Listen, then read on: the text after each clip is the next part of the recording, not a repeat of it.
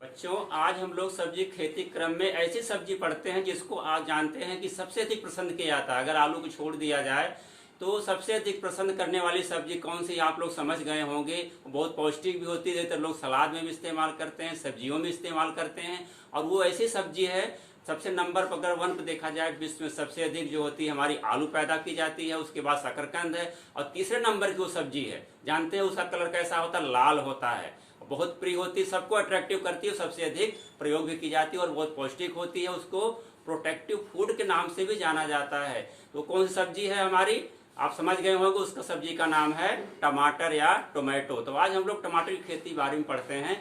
टमाटर जानते हैं, इसका वैज्ञानिक नाम जो है, पहले हम टमाटर, इसको हम लोग क्या कहते हैं? टोमेटो।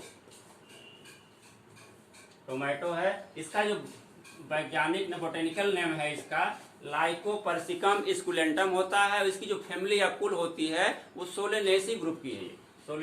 तो लाइकोपर्सिकम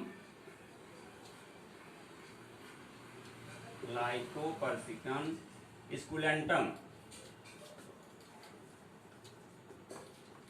और इसकी जो फैमिली होती है वो है सोलेनेसी। ये हमारा इसका बोटेनिकल इसका से वो है जो है, इसका नॉमेनक्लेचर है। तो ये इसके हमारे हो गई। अब जानते हैं कि ये सबसे अधिक विश्व में तीसरे नंबर पर है, पैदा की जाती है और सबसे अधिक जो है इस्तेमाल की जाती है। अगर इसके न्यूट्रिटिव पॉइंट ऑफ व्यू से देखा जाए, इसमें पोषकता अगर देखी जाए, इसमें विटामिन सी काफ़ी मात्रा में पाई जाती है। हमारा बहुत बड़ा स्रोत है सब्जियों का देखा जाए। और इसके अलावा जो स्कार्बिक एसिड के नाम जानते हैं, इसे विटामिन सी को हम लोग उस विटामिन सी की कमी जानते हैं कि स्कर्वी नामक रोग भी हो जाता है। मुख्य रूप से जो होता है दांतों में या मसूड़ों में ये बीमारी होती है, ब्लड आने लगता है। तो उसको नियंत्रित करने के लिए विटामिन सी का सब्जियों में मेजर स्रोत हमारा ये है, टमाटर की सब्जी है। इसके अलावा इसमें प्रोटीन भी पाई जाती है 1.9%, और जो उसमें कार्बोहाइड्रेट की मात्रा और विटामिन मिनरल्स बहुत अधिक मात्रा में पाए जाते हैं। और जो इसकी एक विशेषता होती है, टमाटर देखिए लाल रंग का होता है, पकने के बाद कलर उसका चेंज हो जाता है। वो पिगमेंट होता है, जानते जैसे पत्तियों का हमारे हरे रंग होती है, वो क्या होती है? क्लोरोफिल कारण पत्तियां हमारी हरी होती हैं।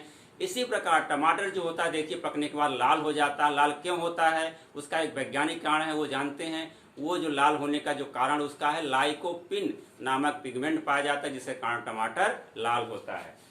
तो ये हमारा टमाटर देखिए लाइकोपिन है, लाइकोपिन।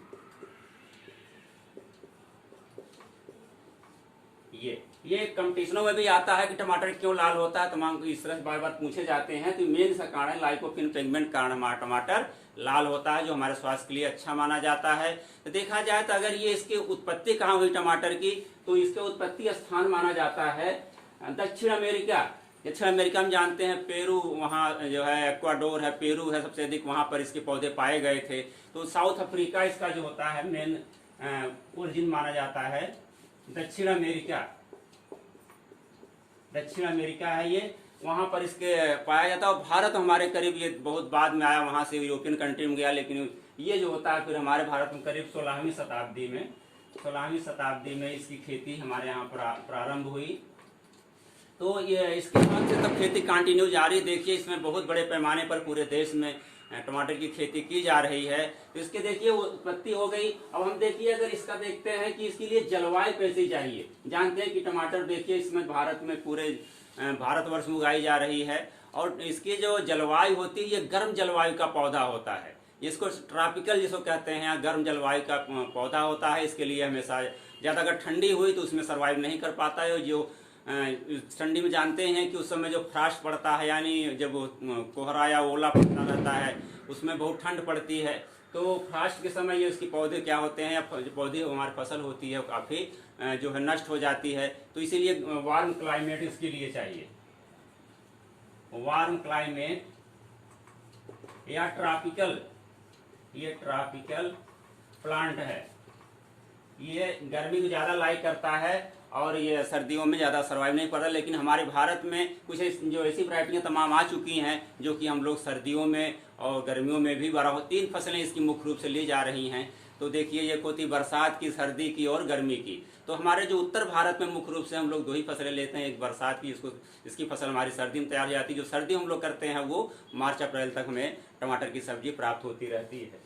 इसका वाटर क्लाइमेट देखा जाए, जो टेम्परेचर होता है इसका सबसे बेस्ट जो लाइकोपिन बनता है लाल बनने के लिए, इसको 20 से लेकर के 24 डिग्री सेंटीग्रेड जो टेम्परेचर होता है, तो जो लाइकोपिन हमारा है ये सबसे बढ़िया बनता है। अगर टेम्परेचर बढ़ जाएगा तो उस समय क्या लाइकोपिन की जो होते हैं परसेंटेज उसमें कम हो जाता है, क्वालिटी उसकी डाउन हो जाती है, बढ़िया से लाल रंग उसका नहीं हो पाता है। अगर ये 16 डिग्री सेंटीग्रेड से अगर टेम्परेचर कम हो गया तो भी टेम्परेचर इसके लिए अच्छा नहीं माना जाता है। तो सबसे बढ़िया होता है ये 20 से 24 डिग्री होता है। और इसके लिए अगर देखा जाए जो टेम्परेचर का रेंज है वो 16 डिग्री से लेकर के ये करीब 35 डिग्री तक, 35 डिग्री सेंटीग्रेड तक जो होता है ये सर्वाइव कर सकता है, उसमें फसल इसकी ली जा सकती है। अगर इससे अधिक टेम्परेचर होगा तो हमारे फसल के लिए हार्मफुल या नुकसानदायक होगा। ये हमारी हो गई जलवायु। अब देखिए इसके लिए हम लोग मिट्टी का चयन करेंगे। इसके लिए सॉइल कैसी चाहिए, जानते हैं कि मिट्टी बहुत बड़ा इंपॉर्टेंट फैक्टर है। अगर हम इसको देखें तो जो हमारी अच्छी मिट्टी होगी तभी फसल भी अच्छी होगी। तो मिट्टी इसके लिए सबसे जो बेस्ट मिट्टी होती है हमारी लोम मिट्टी, जिसको कहते हैं दोमट मृदा। दोमट मृदा जो होती है सबसे बेस्ट मानी जाती है। इसके अलावा अगर हमारे पास दोमट मृदा उपलब्ध नहीं है तो हम लोग सैंडी लोम या बलुई दोमट मृदा में भी इसको आराम से उगा सकते हैं। बलुई दोमट या इसको हम लोग सैंडी लोम कहते हैं। इस फसल में, इस मिट्टी में भी फसल हम लोग उगा सकते हैं। और जानते हैं इसके लिए मिट्टी जो होनी चाहिए पूरे जीवाणु से युक्त होनी चाहिए। उसमें जल निकास की जो होती व्यवस्था जरूर होनी चाहिए। जानते हैं कि बहुत कोमल पौधा होता है, टेंडर होता है। अगर इसमें पानी लग जाता है तो इसकी जड़ें सड़ जाती हैं, तना भी सड़ जाता है और तमाम इसमें बीमारियां लग जाती हैं। जानते हैं डैम्पिंग ऑफ वगैरह बीमारी इसमें लगती है। तो इससे बचने के लिए जल निकास की व्यवस्था जरूर होनी चाहिए। अब मिट्टी का देखिए हम लोग सिलेक्शन कर लिए तो मिट्टी का इसमें बीमारियां लगती हैं, डैम्पिंग ऑफ है, हमारी फ्यूजेरियम विल्ट है, अर्ली ब्लाइट है, लेट ब्लाइट है, ये सब फफूंदी जनित बीमारियां से बहुत लगती हैं। हम लोग पिछले क्लासों में पढ़ चुके हैं कि इसके लिए हम लोग क्या करेंगे, इसमें जैविक खेती के लिए जो है ज्यादा जोर दिया जा रहा है। जैविक नियंत्रण करने के लिए फफूंदों को हमारे पास ट्राइकोडर्मा विरिडी है और ट्राइकोडर्मा हर्जेनियम है या बिवेरिया वैसियान, इसका होता है स्यूडोमोनास फ्रूटिसेंस है।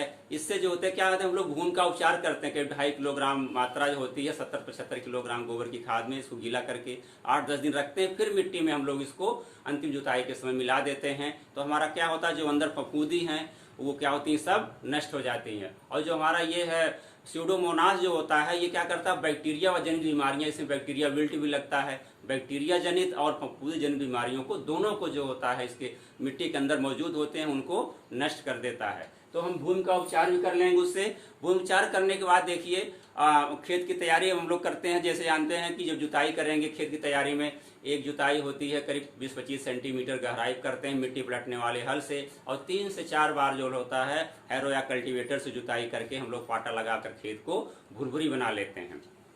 अब देखिए इसको प्रजातियों का चयन कैसे करेंगे। जो हमारी प्रजातियां हैं टमाटर की, उसकी प्रजातियों का चयन करेंगे। जानते हैं प्रजातियां ऐसी होनी चाहिए हमारी जो जलवायु के अनुसार उपयुक्त हों और उसमें बीमारियों से लड़ने की क्षमता हो, रोग रोधक क्षमता हो और अच्छा उत्पादन देने के लिए वो सक्षम हो। तो ऐसी वैरायटियों का हम लोग सिलेक्शन करेंगे। देखिए हमारे भारत में जो है IARI वहाँ पूसा दिल्ली में है, वहाँ से बहुत अच्छी अच्छी वैरायटियाँ निकाली गई हैं जो वर्तमान बहुत पहले से उगाई जा रही। शुरुआती दौर में देखा जाए तो वहीं से वैरायटियाँ निकाली गई थी हमारे भारत में, जो पूरे देश में धीरे धीरे और वैरायटियाँ निकाली गई। लेकिन सबसे जो मान्य वैरायटियाँ हमारी वहीं पूसा की हैं। तो जो हमारी देखिए टमाटर की प्रजातियाँ कौन कौन सी हैं, प्रजातियां बहुत हैं इसकी, लेकिन हम लोग खास प्रजातियां पढ़ लेते हैं। इसको हम लोग वैरायटी भी कहते हैं, वैरायटी के नाम से जानते हैं। तो देखिए प्रजातियां कौन है हमारी, पूसा,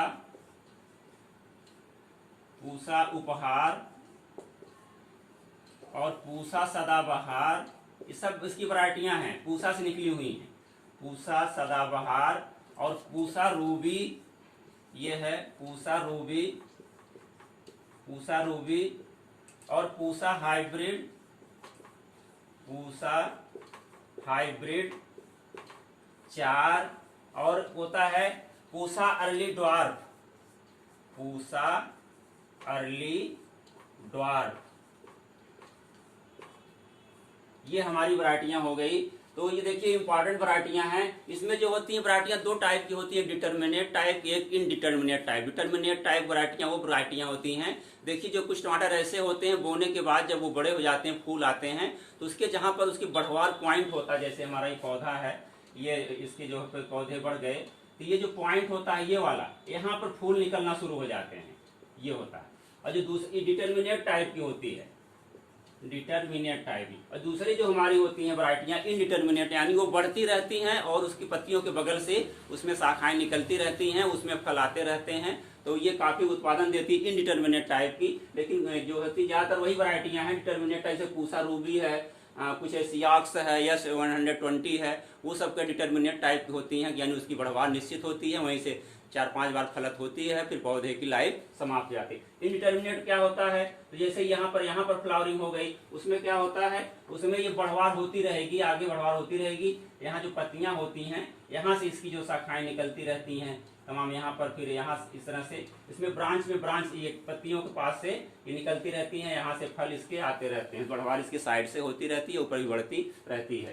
तो हमारी वैरायटी हो गई पूसा, वहाँ से जितनी है पूसा ये हो गई। अब देखिए हमारी वैरायटी अगली होती हैं, हम लोग और वैरायटियाँ पढ़ते हैं जो तमाम हमारे चंद्रशेखर आजाद कृषि प्रौद्योगिकी विश्वविद्यालय कानपुर से निकाली गई। वो देखिए कौन कौन सी वैरायटियाँ हैं हमारी, वो है कल्याणपुर,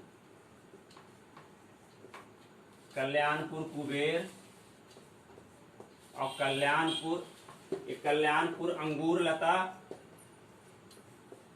कल्याणपुर अंगूर लता। देखिए जो अंगूर लता होती है, ये अंगूर की तरह इसके जो होते हैं फल होते हैं, छोटे छोटे नोकीले होते हैं, इसीलिए इसका नाम कल्याणपुर अंगूर लता पड़ गई है। और ये बन गया है आजाद, नाम से जानते हैं क्योंकि चंद्रशेखर आजाद है, तो उसको आजाद के नाम से कुछ वैरायटियाँ निकाली गई हैं जो रिसेंट वैरायटियाँ हैं। पहले तो आजाद एक, जो Kalyanpur 1, Kalyanpur type 1, Kalyanpur type 2, Kalyanpur type 3 बहुत पहले उगाई जाती थी, लेकिन जो वर्तमान अभी रिसेंट वैरायटियाँ निकली कानपुर चंद्रशेखर आजाद यूनिवर्सिटी से, वो हमारी हैं आजाद 5 और आजाद 6।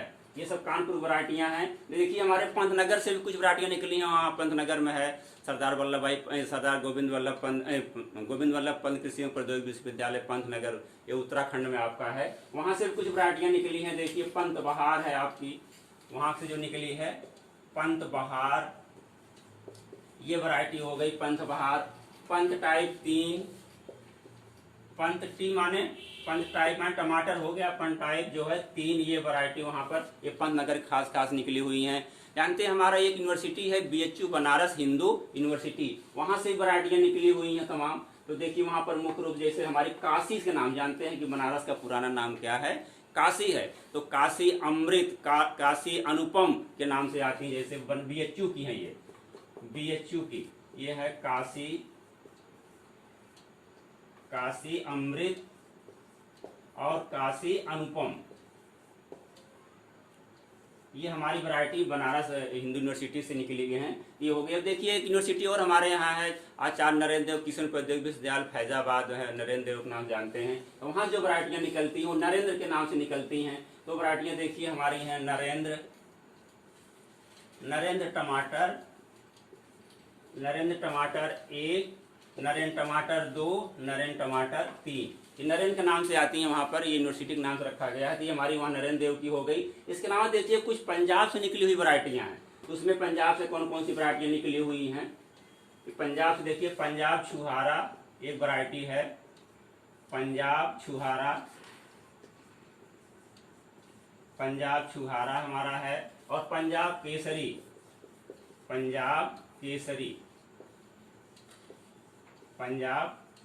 ये वैरायटियाँ हमारी हैं। तो ये अच्छी वैरायटियाँ, बहुत ही प्रोडक्टिव वैरायटियाँ हमारी पंजाब छुहारा, पंजाब केसरी भी है, ये वहाँ से निकली हुई है। इसके अलावा कुछ दक्षिण भारत जो अर्का सीरीज की वैरायटियाँ हमारी अभी 2 एकदम रिसेंट वैरायटियाँ मैं अभी पढ़ रहा था, एक जगह तो मिल गई, एकदम अभी निकली हुई हैं, वो हमारी देखिए अर्का सम्राट अभी निकली है, जल्दी की है, इसी साल की निकली हुई है। ये सबसे अच्छी वैरायटी इसमें मानी जा रही है, इससे किसान को उगा भी रहे हैं, इससे उत्पादन लेकर अपना जो है लाभ भी ले रहे हैं। अर्का रक्षक और अर्का सम्राट ये एकदम रिसेंट वैरायटियाँ हैं, अर्का सम्राट। इसके अलावा भी अर्का हमारी तमाम हैं, अर्का सीरीज की बहुत सी वैरायटियाँ हैं। अब देखिए अर्का हमारी हो गई, सौरभ हो गई, अर्का सौरभ हो गई, और अर्का अनुपम हो गई, अर्का अनुपम, अर्का विकास है, ये सब हमारी वैरायटियां हो गई, अर्का सीरीज की हो गई। तो ये हमारी खास वैरायटियां हो गई जो हैं, ये टमाटर की हो गई। इसके अलावा टमाटर में कुछ संकर प्रजातियां भी ऐसी आ गई हैं जो कि बहुत ही अच्छी होती हैं, बहुत अधिक उत्पादन देती हैं, लेकिन इनके बीज को बार बार बदलना पड़ता है। तो संकर जातियां हमारी कौन कौन सी हैं, अब देखिए पढ़ लेते हैं हम लोग।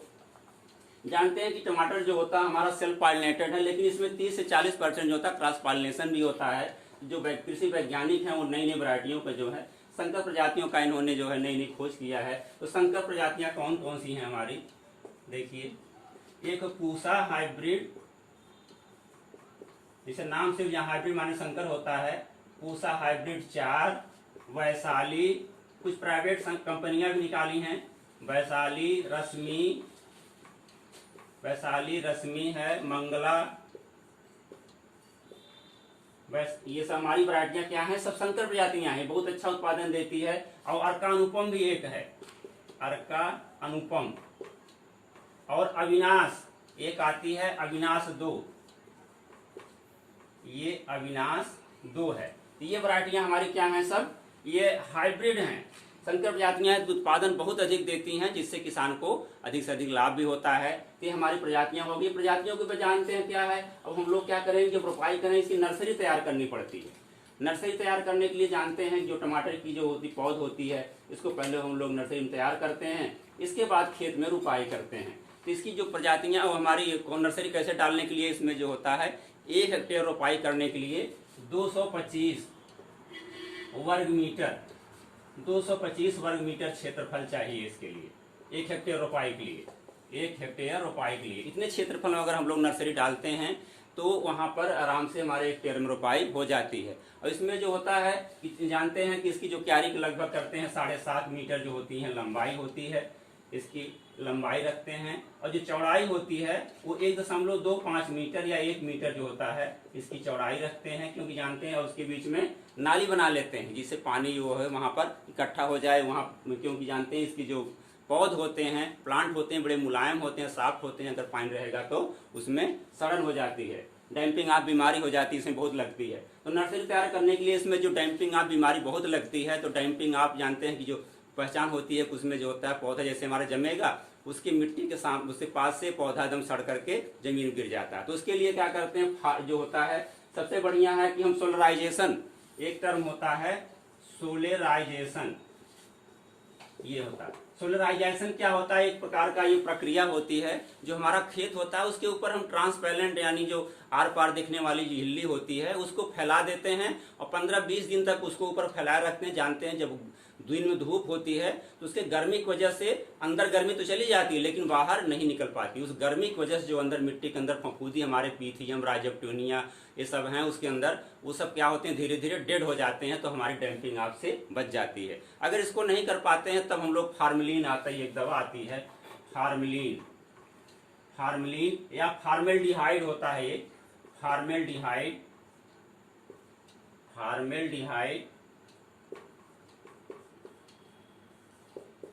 इसका जो होता है इसके छिड़काव करने से क्या होते हैं हमारे फफूंदी मर जाते हैं। करीब 400 ग्राम जो होता है 400 ml लेकर के 1 लीटर पानी में घोल करके इसको काफी पर वर्ग मीटर के हिसाब से जितनी नर्सरी हमारी पर मीटर के हिसाब से हम लोग उसको जब काफी गीला करते हैं मिट्टी को, तो जो फफूंदी होते हैं मिट्टी में वो नष्ट हो जाते हैं, तो हमारी नर्सरी अच्छी हो जाती है। तो नर्सरी हमारी तैयार हो गई। जानते हैं कि इसके लिए बीज कितना चाहिए, इसकी बीज दर जो होता है सीड रेट टमाटर के लिए होता है। जानते हैं टमाटर का बीज बहुत छोटा होता है और बहुत हल्का होता है, इतना हल्का होता है कि 1 ग्राम में करीब 300 बीज होते हैं। सोचिए कितना जो होता है हल्का होता है। तो ये हमारा इस बीज की जो मात्रा होती है 1 हेक्टेयर रोपाई के लिए जो होते हैं सामान जो हमारा है टमाटर की बीज दर है, जो बीज दर सीड रेट जिसको हम कहते हैं, ये 400 से 500 ग्राम बीज पर्याप्त होता है 1 हेक्टेयर रोपाई के लिए। और देखिए इसमें संकर प्रजातियां भी हैं, जो हमारी संकर प्रजाति है उसके बीज क्योंकि जानते हैं उसकी रोपाई काफी दूर दूर करते हैं और पौधा काफी बड़ा होता है, विग्रस होता है, तो उसके लिए बीज की मात्रा कम लगती है। तो कौन कौन से हमारे वो इसमें जो संकर प्रजातियों में है 125 ग्राम से 175 ग्राम, यानी बहुत कम बीज की मात्रा, क्योंकि इसकी डिस्टेंस जो होती है हमारी ज्यादा होती है रोपाई करने के लिए, इसलिए इसकी बीज की मात्रा भी कम लगती है। तो हमारी बीज की मात्रा हो गई। अब देखिए रोपाई हम लोग कैसे करेंगे। रोपाई करने से पहले जानते हैं कि खेत की हम लोग तैयारी जब करते हैं तो उसके लिए खाद और उर्वरक भी चाहिए। तो जब रोपाई करते हैं तो इसके लिए जानते हैं सबसे बढ़िया तो है हम लोग कार्बनिक खाद इसमें डालें कि केमिकल कम से कम इस्तेमाल करें, इसमें हमारी जीवांश पदार्थ मात्रा से बनी रहे। इसमें सबसे बढ़िया तो हम लोग मिट्टी की अपनी जांच करा लें, सॉइल टेस्ट करवा लें, उसमें मालूम हो जाएगा कि हमारी मिट्टी में कौन सा तत्व कितना उपलब्ध है और किस तत्व की कमी है, जिससे हम उसी मात्रा उसी हिसाब से उसमें उसको उपलब्ध करा दें, जिससे हमारी जो फसल होगी बहुत अच्छी होगी। तो उसमें अगर हम लोग जांच नहीं करवा पाए हैं तो वैज्ञानिकों ने एक रिकमेंडेशन दिया है, इसके लिए जो होती है ये काफ़ी झाष्टू टाइप फसल भी है। तो इसके लिए जो हम लोग गोबर की खाद या जो होता है गोबर की खाद या कंपोस्ट खाद कर सकते हैं, तो उसकी मात्रा करीब देते हैं 20 से 25 टन, यानी 200 से 250 कुंटल कह सकते हैं इसको। इतना गोबर की खाद की मात्रा और बढ़ा भी सकते हैं, अगर 30 कुंटल कर देंगे तो और भी 30 टन कर देंगे तो और भी अच्छा होगा। इसके अलावा जो नाइट्रोजन देंगे हम लोग, नाइट्रोजन देते हैं इसमें मुख्य रूप से जो वैज्ञानिकों की रिकमेंडेशन है वो 90 से 100 किलोग्राम है, तो 100 kg जो होता देते हैं पर हेक्टेयर हैं। और जो फास्फोरस होता है वो 60 kg, और जो पोटास होता है हमारा पोटास होता है वो भी 60 kg देते हैं हम लोग पर हेक्टेयर। तो ये होता हमारा मुख्य रूप जानते हैं। इसमें अगर हम लोग बोरान और जिंक की मात्रा डाल देते हैं तो हमारी फसल और अच्छी होती है, और जो होती क्वालिटी होती है हमारे फलों की वो भी बढ़ जाती है। तो हम लोग इसमें बोरान की मात्रा भी डाल देते हैं। बोरान अगर डाल देते हैं 20 से 25 kg तो हमारी फसल बहुत ही अच्छी हो जाती है। इसके अलावा जिंक सल्फेट भी डाल सकते हैं। तो ये हमारे जानते हैं नाइट्रोजन हम लोग निकाल लेंगे 100 किलोग्राम में इतना यूरिया में 100 किलोग्राम में जानते हैं 46 किलोग्राम 46% नाइट्रोजन मिलती है, इसीलिए 100 किलोग्राम ही तो कर लेते हैं। अब इसको देने की जो विधि होती है देखिए कैसे देते हैं। जो नाइट्रोजन हमारी होती है इसको देने के लिए सबसे होता है बढ़िया कि आधी नाइट्रोजन जो होता है हम लोग क्या करते हैं कि रोपाई से पहले अंतिम इसको लाइन उसमें कूड़ों के अंदर इसको दे देते हैं, और गहराई पे 5-6 सेंटीमीटर गहराई पर इसको खाद उर्वरक जो होता है हम लोग उसको डाल देते हैं। उसके बाद रोपाई करते हैं तो हमारी नाइट्रोजन की आधी मात्रा, फास्फोरस और पोटास की जो है पूरी मात्रा को लास्ट जुताई के समय इसको हम लोग नालियों में दे देते हैं 5 से 6 सेंटीमीटर गहराई पर। उसके बाद जो नाइट्रोजन की बची हुई आधी मात्रा है इसके 2 भागों में बराबर कर देंगे, 1/2 इसे 1/2, यानी इसकी आधी कर लेंगे। तो जो पहली बार करते हैं रोपाई, इसे हमने आज कर दिया, उससे करीब 30 से 35 दिन बाद 30 से 35 दिन पर करेंगे हम। पहली छिड़काव कर देंगे सिंचाई करने के बाद, जो होता खेत में नमी रहे तो हम लोग इसकी नाइट्रोजन की जो आधी बची थी उसकी आधी जब करेंगे तो करीब 30 से 35 दिन कर देंगे। और जो हमारा बचा रहेगा थोड़ा हिस्सा, आधी और बची रहेगी जो होती नाइट्रोजन, तो उसको हम लोग 45 से 50 दिन पर 45 से 50 दिन पर जो होता है इसका छिड़काव कर देते हैं। तो हमारी जो टमाटर की फसल होगी बहुत ही हरी भरी, बहुत ही अच्छी होगी, उससे पैदावार भी अच्छी होगी। इसके अलावा देखिए इसमें अब इसकी रोपाई करेंगे, जानते हैं कि हम लोग नर्सरी डाल दिए, नर्सरी की देख रेख करते रहें, समय समय पर सिंचाई करते रहेंगे फव्वारा विधि से। और इसके जब हमारी नर्सरी जो होती है ये 4 से 5 सप्ताह की हो जाती है, 4 से 5 सप्ताह की रोपाई लायक, यानी 15 से 20 सेंटीमीटर ऊंची हो जाती है। तो इसमें जब रोपाई की योग्य हो जाती है तो इसके लिए हम लोग क्या करते हैं कि रोपाई के डिस्टेंस जो होती है, दूरी कितने दूर पर इसकी रोपाई करेंगे। जानते हैं कि टमाटर बताए थे अभी डिटर्मिनेट टाइप, इनडिटर्मिनेट टाइप होते हैं, कुछ सामान्य होती हैं सेल्फ पॉलिनेटेड, कुछ संकर प्रजातियां हैं, तो इसकी अलग अलग हैं। जो हमारी सामान्य प्रजातियां हैं डिटर्मिनेट टाइप की, उसके हम लोग करते हैं 60 × 45, यह है 60 × 45 सेंटीमीटर पर। और जो दूसरी वैरायटी हमारी हैं जो और थोड़ा विग्रस टाइप की होती हैं, जो इनडिटर्मिनेट टाइप की हैं, जो बढ़ती रहती बढ़वार होती रहती हैं, वो होती हैं 60 × 60 सेंटीमीटर पर। और जो हमारी संकर प्रजातियां हैं वो जानते हैं कि बहुत ज़्यादा फैलती हैं, उसके लिए स्पेस चाहिए, तो वो 75 × 75 सेंटीमीटर पर हम लोग रोपाई करते हैं। इससे पौधे होते हैं सामान्य रूप से जो हमारे पौधे होते हैं वो देखा जाए तो 1 हेक्टेयर में करीब 35,000 आसपास, 1 हेक्टेयर में लगभग 35,000 पौधे औसत रूप में आते हैं ये। तो 35,000 पौधे अगर हमारे हैं तो ये हमारी जो होती है, क्योंकि डिस्टेंस पर निर्भर करेगा कितनी दूर पर आप पौधे लगा रहे हैं, उस हिसाब से जो समान रूप से 35,000 पौधे एक हेक्टेयर में आते हैं। इस डिस्टेंस को हम लोग अगर कुछ ऐसी वैरायटियां हैं ज़्यादा अच्छी नहीं है तो उसकी डिस्टेंस थोड़ी बहुत कम भी कर सकते हैं। तो रिकमेंडेड हमारी डिस्टेंस जो दूरी है वो लगाने की ये होती है। इसकी रोपाई जानते हैं हम लोग शाम के टाइम करते हैं, और रोपाई के पहले इसके देखिए हम लोग इसको कहते हैं ट्रीटमेंट भी कर लेते हैं, कभी स्लरी ट्रीटमेंट करते हैं, जैसे भी बताए थे आपको फफूंदी जनित बहुत बीमारियां लगती हैं, ट्राइकोडर्मा विरिडी या स्यूडोमोनास फ्लोरेसेंस के जो होते हैं उसको करीब 400 ग्राम मात्रा को लेकर के 10 लीटर पानी में घोल बना के स्लरी बना लेते हैं, और जो पौधे उखाड़ते हैं वहाँ से सीड बेड से, नर्सरी से, इसको हम लोग थोड़ी देर डुबो देते हैं। डुबो देने के बाद तब हम लोग खेत में रोपाई करते हैं, तो जो हमारे अंदर खेत के अंदर तमाम बीमारियां लगती हैं उससे हम लोग बचे रहेंगे, और जो केमिकल का हमको कम से कम इस्तेमाल करना पड़ेगा। तो रोपाई हम लोग कब करते हैं जानते हैं, इसका जो समय होता है सबसे बढ़िया शाम की मीटिंग में रोपाई करनी चाहिए, क्योंकि उस समय जानते हैं थोड़ी सी नमी जो होती है, ठंडा मौसम, टेम्परेचर ठंडा होता है, और इसके जो सीजन होता है कब हम लोग इसकी रोपाई करेंगे, नर्सरी डालने का समय जो होता है नर्सरी में कब डालेंगे जानते हैं हम लोग फसलें मुख्य रूप से लेते हैं। एक होती है बरसात की फसल। तो बरसात की फसल हम क्या करते हैं कि जो होते हैं इसकी जो नर्सरी डालते हैं जून जुलाई में हम लोग इसकी नर्सरी डाल देते हैं। नर्सरी डालने के बाद जानते हैं 1 महीने में लगभग तैयार हो जाती है, 4 से 5 सप्ताह में। इसकी हम लोग क्या करते हैं जुलाई से सितंबर महीने, अगस्त महीने तक हम लोग क्या करते हैं रोपाई कर देते हैं। बरसात हो गई। दूसरी देखिए हमारी जो होती है सर्दी वाली फसल यानी ठंड वाली होती है, इसको हम लोग आटम कहते हैं, और इसके जो फल होते हैं वो सितंबर अक्टूबर में आने शुरू हो जाते हैं। जानते हैं कि बोने के करीब 40-50 दिन बाद इसके जो है फूल आने लगते हैं, फ्रूटिंग होने लगती है। जो दूसरी फसल लेते हैं वो उसकी वाली सर्दी वाली फसल हम लोग जो लेते हैं उसकी जो हम लोग नर्सरी डालते हैं वो हम लोग डालते हैं अक्टूबर नवंबर में नर्सरी डालेंगे। अक्टूबर नवंबर में नर्सरी डालते हैं, और इसकी रोपाई जानते हैं 1 महीने बाद कर देंगे। नवंबर करीब अक्टूबर में डाल देंगे, नवंबर रोपाई कर देंगे। रोपाई करने के बाद जो हमारी ये फसल होगी ये जो है बराबर जो है फल देती रहेगी, फरवरी मार्च तक हमारे जो है फल मिलते रहते हैं। हमारी मुख्य रूप से 2 हैं, लेकिन अब तमाम इस तरह से देखा जाए तो 12 महीने टमाटर की फसल ली जा रही। ग्रीन हाउस गैसेस बने हुए हैं तमाम, तो ये 12 महीना ली जा रही। लेकिन जो पहाड़ों पर है वहाँ तो मार्च अप्रैल में भी जो टमाटर लगाए जाते हैं, देखिए 12 महीने टमाटर उपलब्ध रहते हैं। तो ये सब वैरायटियाँ भी आ गई हैं। देखिए जो हमारे जो कुछ वैरायटियाँ जो प्राचीन वैरायटियाँ थी बड़ी पतले छिलके की होती थी, उसमें जो एस्कॉर्बिक एसिड विटामिन सी की मात्रा होती थी, बहुत खट्टी भी लगती थी, बहुत स्वादिष्ट होती थी। लेकिन अब जो वैरायटियाँ आ गई, क्योंकि इसमें जानते हैं कि जो हमारी ये पतले छिलके की थी उसकी लाइफ बहुत कम होती थी, बहुत जल्दी खराब हो जाती थी। अब जो वैरायटियाँ आ गई हैं देखिए मोटे छिलके का आ गई हैं, साकुलेंट टाइप की, पूरा से छिलका मोटा होता है, जल्दी खराब नहीं होती हैं। ट्रांसपोर्टेशन हमको कहीं दूर ले जाना है उसके लिए भी अच्छी मानी जाती हैं।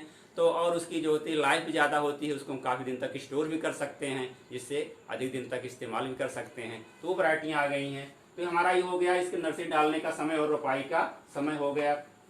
अब देखिए रोपाई करती है हम लोग, जैसे रोपाई करते हैं उसको तुरंत सिंचाई कर देना चाहिए। रोपाई करने का तरीका देखिए होता है, एक तो हम लोग समतल खेत में भी कर सकते हैं, लेकिन समान रूप से अपने यहाँ जो कई उत्तर भारत में रोपाई की जाती है वो इसकी बेड बना लेते हैं। ये करीब होता है 80 से 90 सेंटीमीटर की जो बेड बनाते हैं, बगल में एक नाली रहती है 30-35 सेंटीमीटर, फिर बेड बना लेते हैं। ये हमारी बेड हो जाती है। तो जो पौधे होते हैं हमारे कहाँ रोपाई करते हैं जानते हैं हम, जो 75 सेंटीमीटर के जब करेंगे तो किनारे करेंगे, तो यहाँ पर करेंगे, इसकी रोपाई इधर करेंगे, ये नाली हो गई, इधर रोपाई करेंगे, इधर रोपाई करेंगे। इस तरह से ये किनारे किनारे रोपाई करते हैं। इससे क्या होता है कि जो सिंचाई हम करते हैं कि नालियों में पानी आता है, यहाँ पर नालियों में पानी आता है तो हमारे पौधे को नुकसान नहीं करते। जानते हैं कि बहुत सेंसिटिव होता है, अगर अधिक पानी लगा तो पौधे हमारी सड़ जाती हैं। तो ये हमारी विधि जो होती है बेड से करते हैं, ज़्यादा इसमें प्रचलित हैं और अच्छी विधि भी है। इसमें सिंचाई करने से पानी की बचत भी होती है, हमारी काफ़ी इकोनॉमिकल विधि होती है। इसके अलावा देखिए अब ये हो गया तो हम सिंचाई करते रहें। सिंचाई कब करेंगे जानते हैं कि शुरुआत में जल्दी करते हैं जब तक पौधा हमारा स्टेब्लिश नहीं हो जाता है। उसके बाद सिंचाई इसके मौसम के हिसाब से, जैसे सर्दियों में है 15 से 20 दिन 25 दिन में आवश्यकता के हिसाब से सिंचाई हम लोग इसकी करते रहते हैं। देखिए अब तो वर्तमान में आ गया है ड्रिप इरीगेशन, सबसे बढ़िया आ गया है। तो जो एडवांस किसान है वो ड्रिप इरीगेशन से कर रहे हैं। ड्रिप इरीगेशन से है, स्प्रिंकलर मेथड से कर रहे हैं, स्प्रिंकलर मेथड से भी खूब हो रहा है ड्रिप इरीगेशन।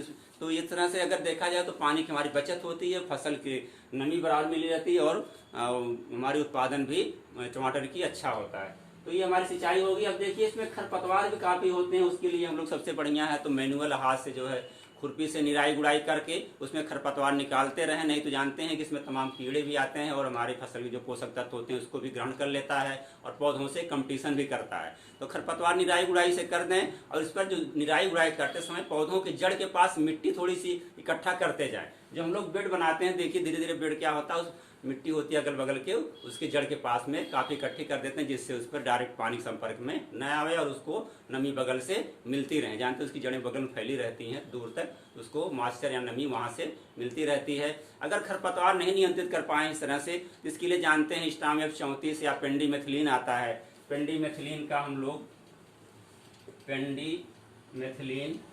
पेंडीमेथिलीन का 3.3 लीटर की मात्रा जो होती है करीब 600-700 लीटर पानी में घोल करके रोपाई के 2-3 दिन बाद हम लोग छिड़क देते हैं। तो इससे क्या होते हैं खरपतवार जमता ही नहीं, प्री इमरजेंस जो होते हैं इसको डाल दिया जाता है। तो ये हमारी होती है पेंडीमेथिलीन स्टाम F34 डाल देते हैं। तो ये तो केमिकल है, इस सबसे बढ़िया है तो हम लोग अपने हाथ से इसकी निराई गुड़ाई कर लें, वो ज़्यादा अच्छा होता है। हमारा हो गए। अब देखिए इसके तमाम उपज अगर देखा जाए तो उपज जो इसकी होती है, उपज जो होती है इसमें टमाटर में सामान्य रूप से जो होती हैं हमारी होती हैं वो 250 करीब 200 से 300 कुंटल तक उपज होती हैं। लेकिन हमारी जो हाइब्रिड वैरायटियां हैं तो देखा जाए तो वो 400 से 500 कुंटल तक उपज देती हैं। अब एक से एक अच्छी वैरायटियां आ गई हैं जो हाइब्रिड संकर वैरायटियां हैं, ये बहुत उत्पादन दे रही हैं। तो देखिए तो किसान बम्पर जो है पैदावार लेता है तो उसको अधिक से अधिक प्रॉफिट भी होता है। समान रूप से 200 से 250 कुंटल तक होती है, लेकिन 200 से 300 कुंटल रेंज करती है। तो ये हमारी प्रजातियां होगी। अब देखिए इसमें तमाम प्रकार की बीमारियां भी लगती हैं। जो टमाटर है क्योंकि बहुत नाजुक होता है तो इसमें जो बीमारियां हैं फफूंदी से फैलने वाली बीमारियां हैं, कुछ जीवाणुओं से फैलने वाली बीमारियां, कुछ एक निमेटोड होता है उससे फैलने वाली बीमारी हैं। तो देखिए जो फफूंदी से फैलने वाली बीमारी है, फफूंदी से फैलने वाली जो बीमारी हमारी है, ये फफूंदी से मुख्य रूप से हमारी देखिए एक है डैम्पिंग ऑफ, ये डैम्पिंग ऑफ बोलते हैं इसको, डैम्पिंग ऑफ हो गई। नंबर 2 देखिए आपकी है ये फ्यूजेरियम विल्ट बोलते हैं इसको, फ्यूजेरियम विल्ट हो गया। और नंबर 3 जो होती है हमारी देखिए इसमें अर्ली ब्लाइट लगती है। ये अर्ली ब्लाइट जैसे आलू में लगती थी, अर्ली ब्लाइट जानते हैं कि आलू परिवार ये भी है, सोलेनेसी ग्रुप को भी था, सोलेनेसी ग्रुप की ये भी है इसमें भी लगती है। चौथी है लेट ब्लाइट, लेट ब्लाइट भी लगती है। लेट ब्लाइट यानी पछेती झुलसा कहते हैं इसको, अगेती झुलसा, पछेती झुलसा भी है। हमारे मुख्य रूप से ये 4 जो होती हैं फफूंदी जनित हैं। तो देखिए इसको हम लोग पढ़ते हैं, फिर जीवाणु जनित बीमारियां भी उसको पढ़ते हैं। तो हमारी डैम्पिंग ऑफ जो बीमारी हैं मुख्य रूप से पौधशाला में लगती हैं, इसको कहते हैं आर्द्र गलन रोग। इसमें क्या होता है कि मिट्टी के अंदर जो होता है पिथियम राइजोप्टोनिया ये नामक फफूंदी होते हैं, इसके जो स्पोर्स होते हैं वो मिट्टी के अंदर उपलब्ध होते हैं, उसमें ये भी जर्मिनेट करते हैं उसी के साथ में पौधे के साथ में, और ये मिट्टी के पास जो पौधा होता है वो कोमल होता है वहाँ पर सड़ा देते हैं, पौधा हमारा सड़ करके गिर जाता है। इसके लिए हमें बताया कि हम लोग सोलराइजेशन कर लेते हैं, इसके पहले हम बता चुके हैं सोलराइजेशन करेंगे, फार्मिलिन या फार्मल्डिहाइड से मिट्टी का जो शोधन कर लेंगे। और बीज को जो होता है कैप्टान से इसके जो होते हैं, कैप्टान बीज होता है, कैप्टान हमारा है 2 ग्राम पर केजी सेट के हिसाब से हम लोग क्या करते हैं इसका उपचार कर लेते हैं। इससे काफ़ी बचत हो जाती है, हमारे बीज में ये बीमारियां नहीं लगती। उसके अलावा बताया बीज उपचार हम लोग ट्राइकोडर्मा विरिडी से भी कर सकते हैं, स्यूडोमोनास फ्लोरेसेंस से भी कर सकते हैं, उससे इन फफूंदियों से हमें बचाव हो जाता है। तो ये हमारी दूसरी जो होती है देखिए बीमारी है फ्यूजेरियम विल्ट। ये फ्यूजेरियम ये क्या है, फ्यूजेरियम एक प्रकार का फफूंदी का समूह है, फफूंदी का एक जीनस है, जेनरा जिसको कह सकते हैं।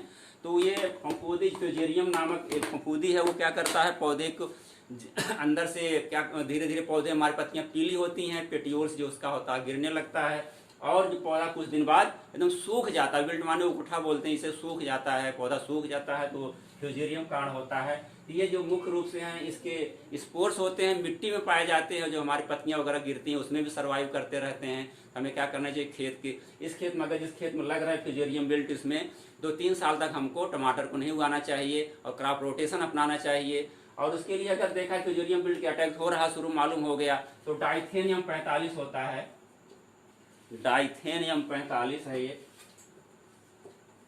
डाइथेनियम 45 होता है। इसकी 2.5 किलोग्राम मात्रा जो होता है ये 700 से 1000 लीटर पानी में घोल करके हम लोग इसका क्या करें 4 से 5 बार छिड़काव कर दें 15 दिन के अंतर पर, जिससे काफी कुछ इस पर नियंत्रण किया सकता है। ये देखिए फ्यूज, ये अगली हमारी है अर्ली ब्लाइट, या इसको अगेती झुलसा के नाम से कहते हैं। जानते हैं हम लोग आलू खेती में पढ़ रहे थे, उसमें ही बताए थे आपको। इसमें पत्तियों पर क्या होता है, भूरे रंग का धब्बा पड़ जाता है, और पत्तियों पर इसमें जो धब्बा बनता है वो कंसेंट्रिक रिंग बनती है। ऐसे ऐसे इसे बना रहा, ध्यान से देखेंगे तो रिंग बनती, धीरे धीरे पत्तियां जो होती हैं वो भूरे रंग हो जाती हैं, पत्तियां सब जलन सी जली हुई महसूस करती हैं, तो हमारी फसल काफ़ी प्रभावित होती है। इसके लिए हम लोग जो डाइथेनियम 45 का छिड़काव करते रहते हैं।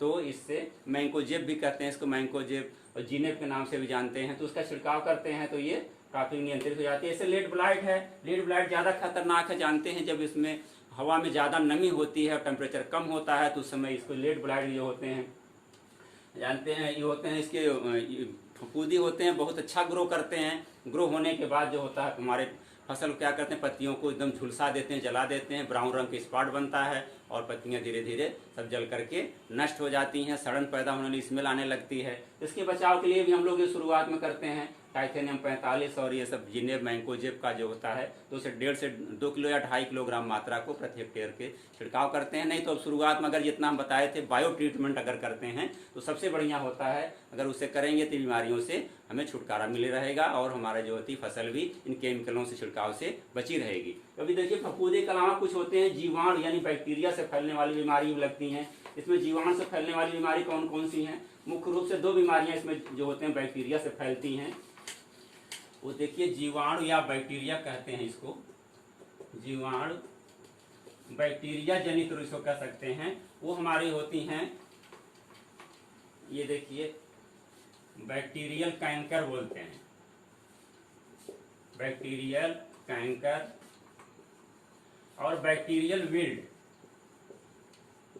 बैक्टीरियल विल्ट ये होता है। बैक्टीरियल कैंकर जानते हैं ये क्या है? इसमें जो हमारे पौधे होते हैं टमाटर के, उसके अगर तने में देखिए धीरे धीरे क्या होता है, उसके अगर हम देखें तो उसमें धीरे धीरे लाइनें धारियां बन जाती हैं। अगर उसको चीड़ कर देखें तो उसमें स्पेशल टाइप के जो कलर होता है ब्राउन टाइप का, उसमें फटे हुए से महसूस होते हैं। अगर फलों तक इसकी जो कैंकर होता है देखा है, फलों को भी देखा जाए तो उसके अंदर भी इसके स्पोर्स जो होते हैं वहाँ पर भी दिखाई पड़ते हैं। तो उसके अलग अजीब टाइप का उसमें जो होता है उसमें जो इस कलर जो होता है चेंज हो जाता है, तो हमारे बैक्टीरियल कैंकर होता है। इसका कोई उपचार नहीं कहते हैं, ये सीड जनित या जो होता है सॉइल जनित बीमारी है। इसके लिए हम लोग क्या करते हैं कि जो होता है एक साइकोसिल आता है, केमिकल आता है, उससे उपचारित करते हैं। या जो होता है हमारा सबसे बढ़िया तो अभी हम बताए थे आपको कि जो हमारा आता है ये जो फफूंदी आती है स्यूडोमोनास फ्लोरेसेंस होती है, ये बहुत बढ़िया काम करती है। उससे अगर हम लोग उपचारित करके भी इसको स्लरी में उपचारित करके अगर रोपाई करते हैं तो इससे काफ़ी कुछ उससे बचाव हो जाता है। तो इसके अलावा दूसरी हमारी जो बैक्टीरियल विल्ट है ये ज़्यादा खतरनाक है। इसमें भी पौधे हमारे क्या होते हैं धीरे धीरे होते हैं, पीले होने शुरू हो जाते हैं। इसका जो पेटियोल्स होता है देखिए तो वहाँ से एकदम डाउन पत्तियाँ नीचे झुक जाती हैं और पौधा हमारा धीरे धीरे सूख जाता है। इसके लिए कहते हैं सबसे बढ़िया हम लोग कोई उपचार तो नहीं कर पाते हैं, ज़्यादा उपचार ये कारगर नहीं उपचार इसमें है, वही हम लोग बायोलॉजिकल ट्रीटमेंट करें, वही सब फफूंदी जो हमारे हैं स्यूडोमोनास वगैरह। उसके अलावा इसमें सबसे ये जो रिकमेंडेशन की जाती है उस जिस खेत में ये सब बीमारियां लगती हों उसमें हम 3-4 साल तक या 2-3 साल तक उसमें टमाटर की फसल न लें, सोलनेसियस ग्रुप की फसल कोई न लें, जिससे वो फफूंदी जो हमारे हैं वो धीरे धीरे समाप्त हो जाएं। और उसमें अगर लेते भी हैं कुछ ऐसे पौधे हैं जैसे हमारे मैरीगोल्ड है, क्राइजेंथियम वगैरह हैं, उससे लेने से या दूसरी फसल लेने से, दूसरे कुल का जो फैमिली चेंज कर देने से, जो फसल लेने से इनसे रोगों से बचाव हो जाता है। इसके अलावा एक और होता है ऐसी बीमारी जो सबसे खतरनाक होती है, निमेटोड से फैलने वाली। निमेटोड जानते हैं क्या होता है? पहले भी आप बता चुके हैं, एक प्रकार का सूक्ष्म जीव होता है जो मिट्टी में पाया जाता है। ये उसकी जड़ों से एंट्री कर जाता है, घुस करके उसमें तमाम विकृति पैदा करता है, जिससे हमारी फसल की बढ़वार रुक जाती है और वो पैदावार प्रभावित होती है। उसको कहते हैं निमेटोड। निमेटोड से फैलने वाली बीमारी है। जैसे अभी बताया था आप गेहूं में ही फैला ईयर काकिल बीमारी है, उसमें फैलती है। तो इससे निमेटोड से क्या होता है कि इसके जो निमेटोड होता है वो छोटा होता है कि जड़ के अंदर प्रवेश कर जाता है। प्रवेश करने के बाद जगह जगह जड़ों में गांठें बनने लगी, जैसे राइजोबियम गांठें बनती है वैसे टमाटर में जगह जगह पर हमारी जैसे ये हैं तो यहाँ पर क्या होती है जगह जगह स्वेलिंग हो जाती है। ऐसे जगह जगह सोलिंग रहती है। सोलिंग होने से क्या होगा, तो ये हमारी जो इसमें न्यूट्रिएंट जाते हैं ऊपर नहीं जा पाएंगे, तो पौधा हमारा छोटा रह जाता है और उसकी बढ़वार रुक जाती है। तो ये काफ़ी जो होता है, इससे फसल हमारी धीरे धीरे नष्ट हो जाती है। निमेटोड से बचाव के लिए सबसे बढ़िया है कि इसका जो होता है, हम लोग कहते हैं क्रॉप रोटेशन करें, और इसमें गेंदा, जानते हैं इसको मैरीगोल्ड भी कहते हैं, गेंदा और क्राइजेंथेमम जिसको गुलदाउदी के नाम जानते हैं, अगर इसमें हम लोग फसल उस खेत में उसको उगाते हैं तो ये हमारे धीरे धीरे निमेटोड क्या होते हैं, सब नष्ट हो जाते हैं। अगर उसको नहीं कर पाए हैं तो इसके लिए दवा आती है डीडी, एक आती है डीडी या नेमेगान दवा आती है। इसका हम लोग क्या करते हैं, डीडी या नेमेगान का अगर छिड़काव करते हैं तो इससे काफ़ी कुछ तक हम लोग नियंत्रण कर लेते हैं। तो ये दवाएं इसके लिए कारगर हैं। अब देखिए हमारी बीमारियां हो गई, इसमें कुछ कीड़े भी लगते हैं जो काफ़ी जो फसल को नुकसान पहुंचाते हैं। तो जो हमारे कीट या इंसेक्ट हैं, इसको कहते हैं इंसेक्ट या कीट। कीट क्या करते हैं, कौन कौन से लगते हैं, इसमें 2-3 कीट लगते हैं। देखिए मुख्य रूप से जो हमारा है, नंबर 1 है टोमेटो, ये है टोमेटो फ्रूट बोरर, यानी हमारे फल को क्या कर, जो छेद करने वाला है, फल वेधक कहते हैं इसको, फल वेधक, या इसको हम लोग कहते हैं फल वेधक हो गया। दूसरा हमारा है एपीलैकना बिटिल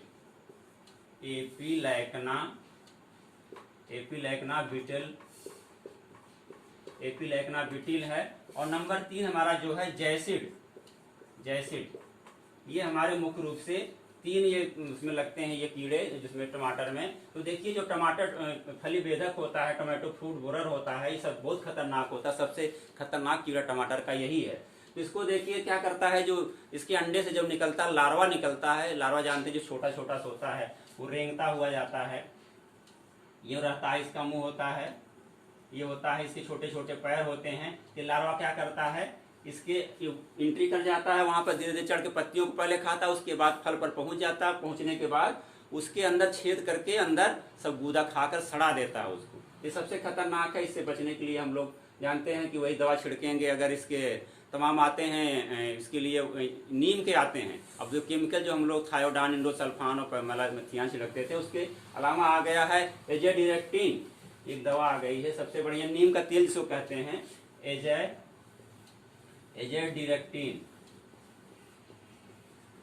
ये है एजेडिरेक्टिन का उपयोग करते हैं।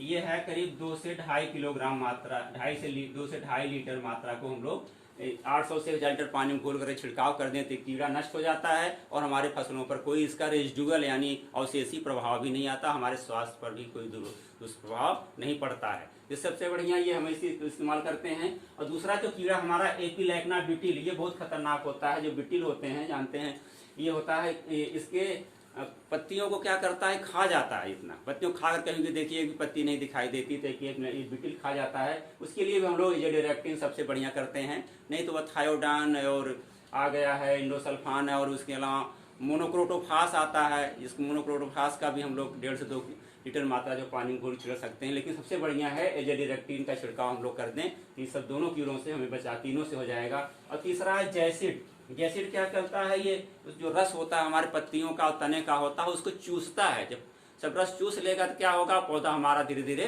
कमजोर हो जाता है, जिससे उसकी वृद्धि रुक जाती है। तो जैसिड को मारने के लिए हम लोग एजेडिरेक्टिन उगल छिड़कते हैं, तो ये हमारा नष्ट हो जाता है। इसके बचाव के लिए हमारे ये सब बायोपेस्टिसाइड का इस्तेमाल। इसके अलावा तमाम प्रीडेटर से भी हमारे आते हैं, पैरासाइट या पेंटेली से जैसे आते हैं, क्राइसोपरला आता है, वैस पे आती हैं, तमाम ततैया आती हैं। इसके अलावा भी तमाम देखिए जो हमारे बायोपेस्टिसाइड आ गए, हम किसी दिन उसको पढ़ेंगे हम लोग अच्छे से, बायोपेस्टिसाइड क्या है। तो ये इसको नियंत्रित करने के लिए हम लोग बायोलॉजिकल जो हमारा ये है, इसको करेंगे, इससे साइड इफेक्ट नहीं है, हम स्वस्थ रहेंगे, निरोग रहेंगे, अच्छा होगा। इसके अलावा देखिए टमाटर में कुछ और चीज़ें हैं, कुछ फिजियोलॉजिकल डिसऑर्डर भी होते हैं। बहुत से टमाटर देखिए, उसका नीचे के हिस्सा में जो हम लोग खेतों में इसको बोते हैं, तो इसके नीचे वाले हिस्से में देखिए धीरे धीरे सड़न सी पैदा हो जाती है, जिसको कहते हैं ब्लॉसम राट बोलते हैं। ब्लॉसम राट है, एक है कैट फेस है, एक होता है पफी टाइप हो जाता है, एक होता है कैंकर, फ्रूट कैंकर होता है, फ्रूट कैंकर, ये हमारे जो होते हैं फिजियोलॉजिकल डिसऑर्डर हैं। तो बता देखिए, जो ब्लॉसम रॉट होता है, जब पौधा हमारे खेत में बहुत अधिक नमी होती है, जब फूल निकलते हैं छोटे छोटे, जब उसके फल बनने शुरू होते हैं, अगर वो जमीन के संपर्क हैं तो क्या होता है, नीचे देखिए तो सड़न सी हो जाती है और सड़न बढ़ती चली जाती है, हमारा पूरा जो होता है धीरे धीरे फल सड़ के नष्ट हो जाता है। तो कहते हैं कि इसके लिए कोई विशेष कारण तो समझ नहीं आता है। इससे बचाव के लिए है कि हम जो खेत में पानी ज़्यादा न रहने दें, नमी भी ज़्यादा न रहने दें। इस नमी की वजह से अगर कोई वैज्ञानिक इसका सटीक कारण कोई नहीं बता पा रहे हैं। कहते हैं जो कैट फेस भी है, कैट फेस क्या होता है, ये भी देखिए हमारी जो टमाटर होता है उसके नीचे कैट फेस, उसके नाम से ही है, नीचे धीरे धीरे काला पड़ जाता है, इससे टमाटर बेकार हो जाता है।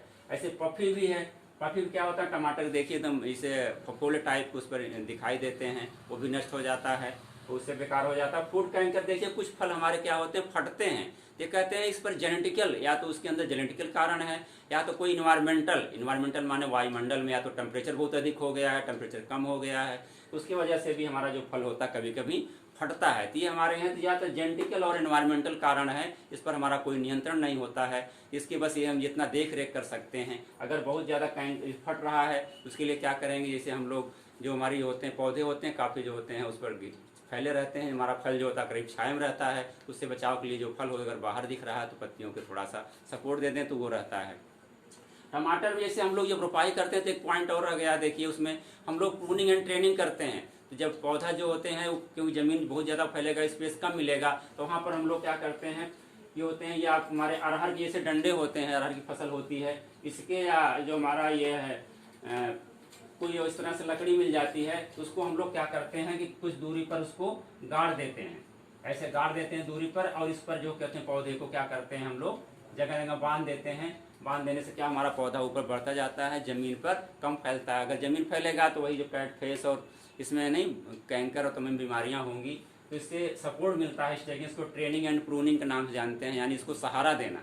जो सहारा देंगे तो हमारा पौधे जो होता है काफ़ी ऊंचाई तक चला जाएगा, और इसमें जो साइड में जो ब्रांचें निकलेंगी, साइड में लटकी रहेंगी, इससे हमारा जो होता है पौधा अधिक उत्पादन देगा और अधिक फलत होगी। तो ये इसमें हमारी अब फसल हो गई। देखिए टमाटर की खेती हम लोग आज अच्छे से पढ़ लिए हैं, जिसको आप अच्छे से तैयार करिएगा क्योंकि परीक्षाओं के लिए बहुत ही इंपॉर्टेंट है। इससे क्वेश्चन कोई न कोई जरूर आता है, अगर लॉन्ग टाइप पे नहीं आया तो शॉर्ट क्वेश्चन जरूर आते हैं, ऑब्जेक्टिव में कोई न कोई क्वेश्चन आता है, तो इसको आप लोग ध्यान से पढ़िएगा। तो हम लेसन को यहीं समाप्त करते हैं, अगली बार अगली जो है सब्जी की फसल के साथ हम लोग फिर मिलते हैं। अब धन्यवाद।